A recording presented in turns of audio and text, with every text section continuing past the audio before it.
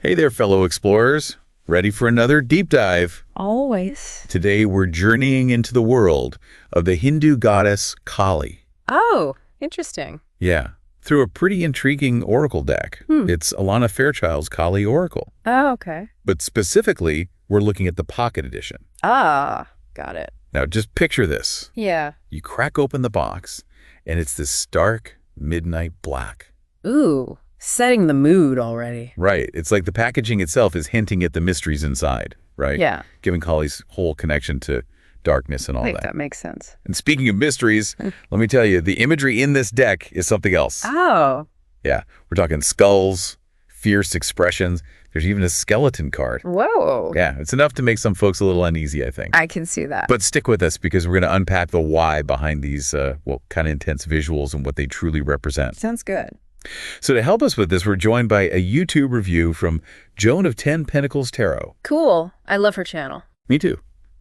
She really knows her way around oracle decks. Yeah, she does. For this one, she even brought in a book for extra context, Divine Masters Ancient Wisdom by Kyle Gray. That's smart of her. Not all her viewers might be familiar with Kali, so she's using the book to build a solid foundation. Right. And in it, the book describes Kali as the Hindu goddess of death and rebirth, the most powerful expression of Shakti. Ah, Shakti. That's a big one. Right. Which, for those unfamiliar, is the feminine life force energy. And Shakti is a huge concept in Hindu cosmology, like huge.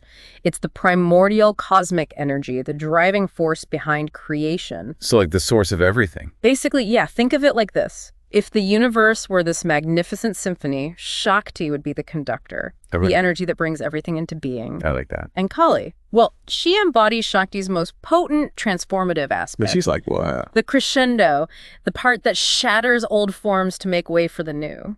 That makes sense. Yeah. Now, the book even calls Kali the bringer of darkness, which, I have to admit, even I raised an eyebrow at that one. I can see why.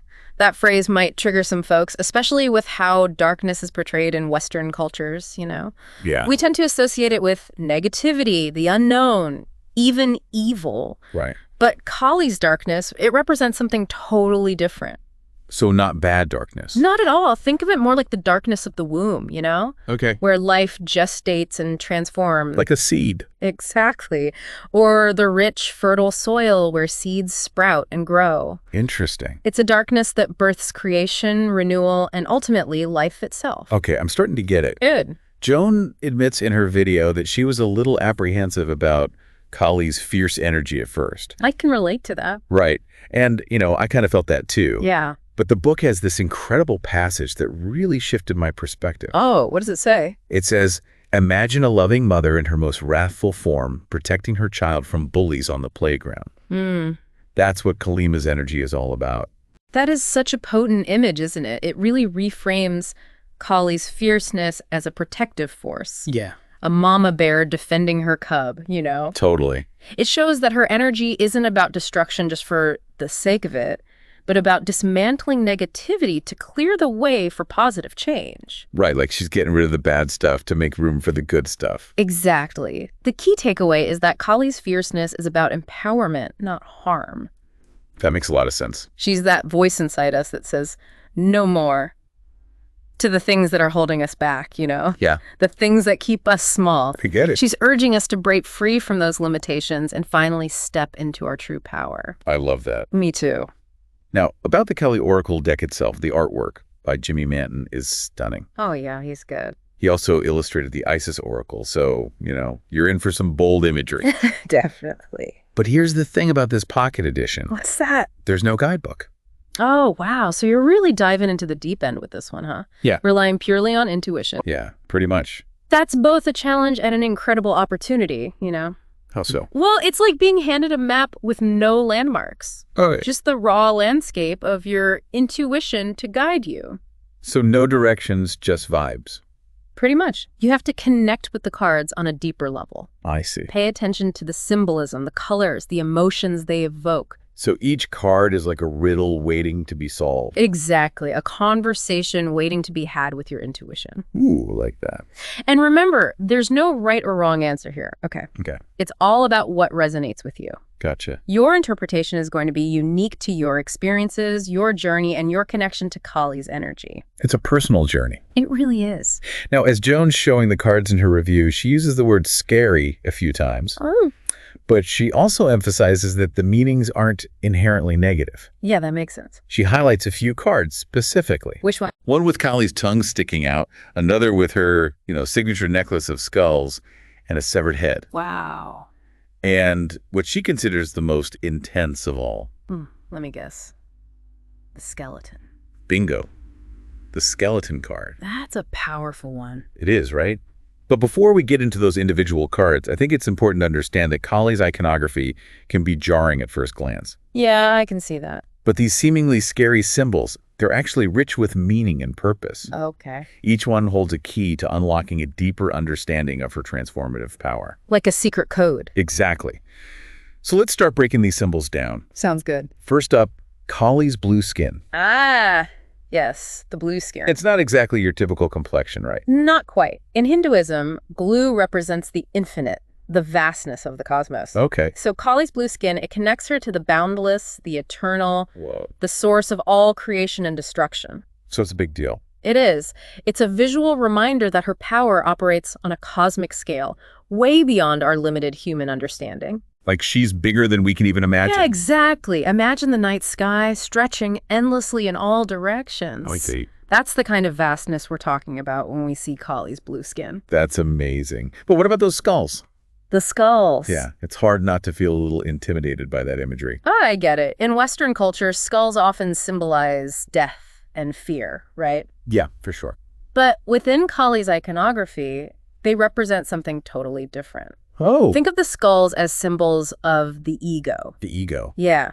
The false self, the masks we wear, Okay. the stories we tell ourselves that keep us small and limited. Hmm. They represent all the things we need to shed to experience true liberation. Like our baggage. Exactly. Yeah. And Kali, as the destroyer of ego, she helps us confront and transcend these limitations. So she's helping us get rid of that baggage. Precisely. Paving the way for spiritual growth. I like that. It's like she's saying, let go of who you think you are and embrace who you truly are.